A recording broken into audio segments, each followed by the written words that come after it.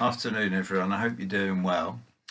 Just want to share with you a story I read quite recently and just bring a couple of applications from this story, which is quite an amazing story, really. It's about a pilot called Jim O'Neill, who's a 65-year-old pilot when this happened.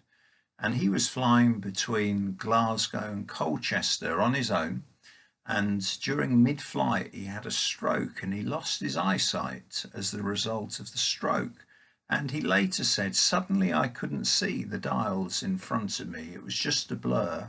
I was absolutely helpless.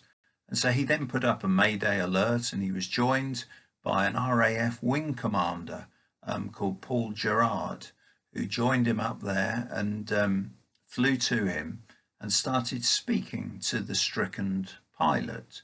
And then he started shepherding towards the nearest runway in an attempt to help him land his plane. Now, of course, Jim would not be able to see the landing strip at all.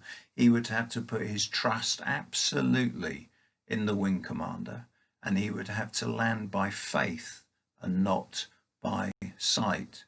And so the wing commander guided him down as he neared the landing strip. He said this, "You are now safe to land." And Jim attempted to land. First time, hit the runway and bounced up. And that repeated a few times. But on the 8th attempt, the report said that he made a near perfect landing. I think that's an absolutely amazing story, that the blind pilot was guided down and safely landed there.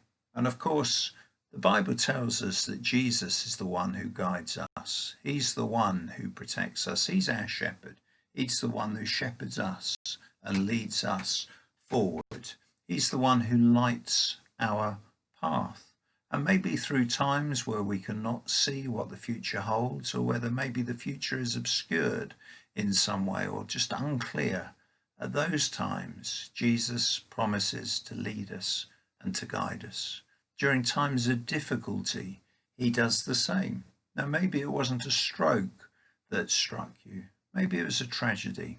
Maybe a sick child. Maybe financial difficulty.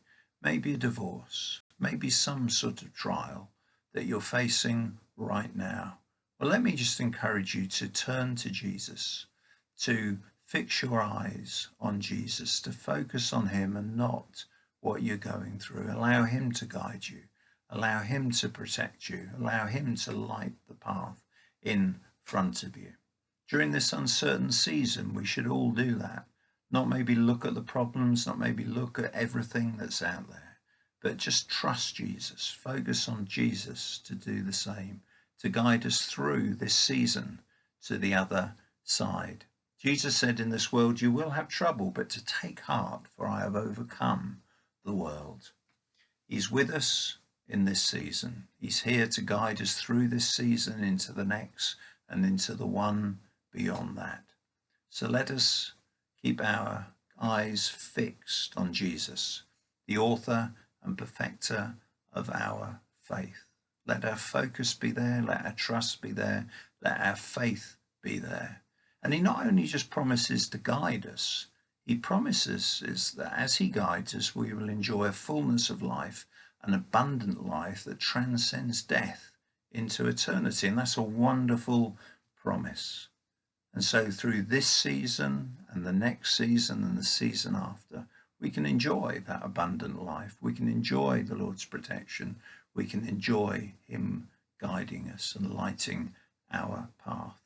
Let's just put our faith in him until that moment comes where at the end of our days here, he says, you are safe to land. And then we will enjoy the fullness of that promise where we can enjoy eternal life with him.